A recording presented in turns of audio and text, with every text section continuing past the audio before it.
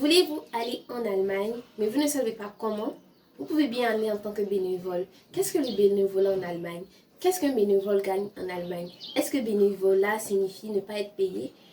Ces réponses-là, vous les aurez après le jingle. Donc, on se retrouve après le jingle.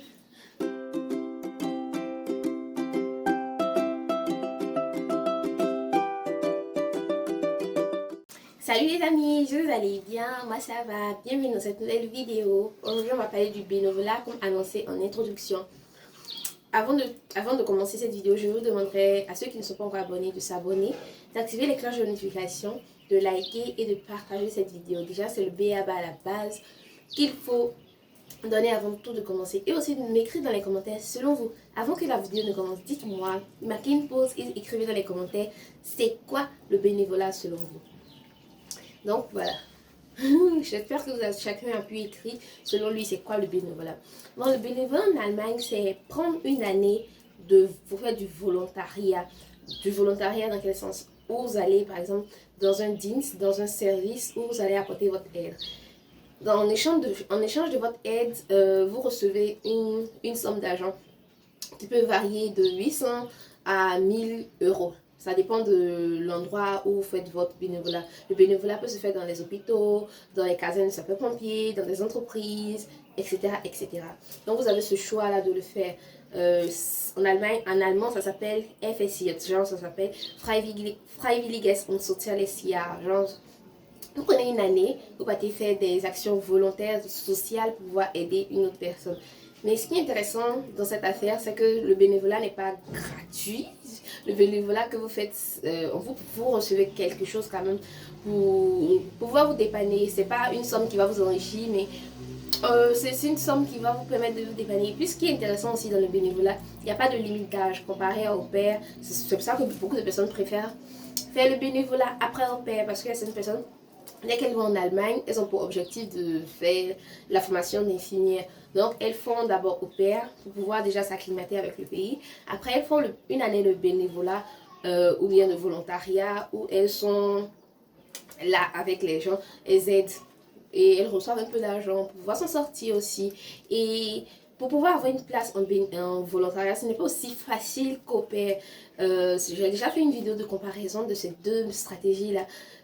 Il faudrait avant tout postuler dans des hôpitaux ou bien dans des casernes de sapeurs-pompiers ou bien dans le service dans lequel vous voulez travailler. Donc vous allez sur le site, vous pouvez aller sur Google, vous tapez FSJ vous mettez le nom de la ville ou bien du Bundesländer que vous voulez.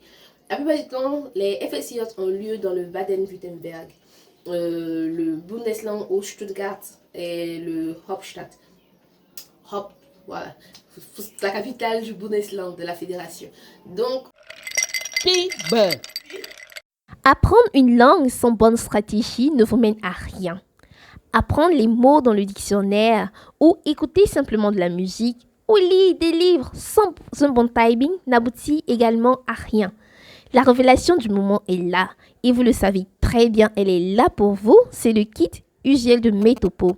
Grâce à ses séances de coaching et à son livret, ces kits vous permettent de parler couramment la langue même en ne vivant pas dans l'environnement. Alors, je vous invite à passer vos commandes au numéro qui s'affiche ici pour pouvoir bénéficier des services que vous offre Metopo. Avec Metopo, we can change the world. Si vous voulez aller, donc tapez FSJ in Baden-Württemberg. Ça va vous trouver à Stuttgart. Et puis, ce que je vous avais déjà dit dans une vidéo que vous n'avez peut-être pas regardé, que je vous invite à regarder, donc comment avoir rapidement le visa. Si vous ne voulez pas durer, dès maintenant que vous commencez à prendre vos cours de langue, commencez à chercher une place de volontariat. Commencez à chercher une place. Là, au moins, quand vous avez votre B1, il suffira juste de joindre votre B1 au dossier et aller postuler.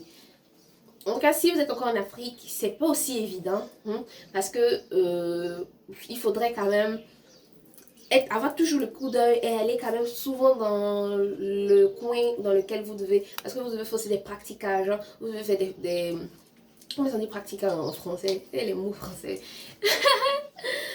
Pratiquage, genre des stages, voilà, vous devez faire des stages là dans l'entreprise, oui, dans le truc. pouvoir voir si vous avez les compétences. Mais si vous êtes en Afrique, c'est un peu difficile.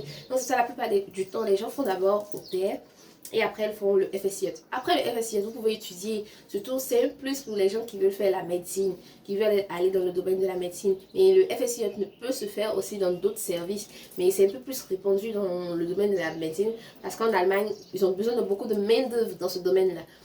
Donc, je vous invite à vraiment faire des recherches, continuez les recherches là-dessus. Ne vous arrêtez pas juste à cette vidéo et à venir trop poser des questions.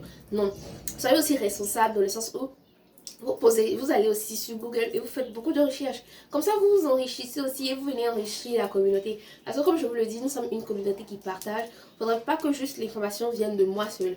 Il faudrait que aussi l'information vienne de vous. Souvent, il y a des commentaires très enrichissants que je lis sous les vidéos. Donc, apportez aussi ce que vous savez. Parce que moi, je n'ai pas fait le FSIE, donc je me base sur ce que j'ai lu et sur les expériences de mes amis.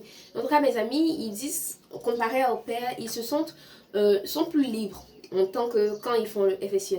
Parce que, par exemple, tu as ton emploi du temps bien défini, les tâches que tu as à faire, peut-être que tu n'as pas assez de temps libre, mais tu as quand même plus de liberté qu'au père où tu es dans une famille d'accueil et on dit, ah mais s'il te plaît, est-ce que tu peux t'occuper des enfants aujourd'hui? Oh, tu n'avais pas prévu ça. Il y a des imprévus qui arrivent facilement en tant qu'au père que dans le FSIE. Mais toutes les deux sont de belles expériences. Donc, si vous voulez le faire, allez-y, foncez. Je vous encourage à le faire, mais commencez vos recherches tôt pour ne pas rester là à durer. Et aussi, ayez aussi beaucoup d'expérience avec les jeunes, avec beaucoup dans le social en général avant de postuler parce que on a besoin de quand même quelqu'un qui est très chaud, qui peut faire beaucoup de choses, qui est venu certes apprendre, mais une personne aussi prête. Donc voilà, c'est un peu cette vidéo du jour. J'espère que ça a été riche, qu'elle vous a enrichi. Donc si vous avez d'autres questions sur les bénévolats, si vous aimeriez que j'interviewe, je pose des questions à quelques amis qui ont eu à faire ça, n'hésitez pas à garder dans les commentaires. Comme toujours, je suis disponible. Et n'hésitez pas aussi à me suivre sur Instagram, Facebook. Et on se donne rendez-vous pour une prochaine vidéo. Oui, allez, ciao. Avez-vous des cheveux secs, cassants, difficiles à traiter, pleins de nœuds? Alors, la révélation du jour est pour vous. Le kit mignon de Metopo qui vous permet d'avoir des cheveux beaux et soyeux. Alors, n'hésitez pas à passer vos commandes au numéro qui s'affiche à l'écran. Avec Metopo, we can change the world.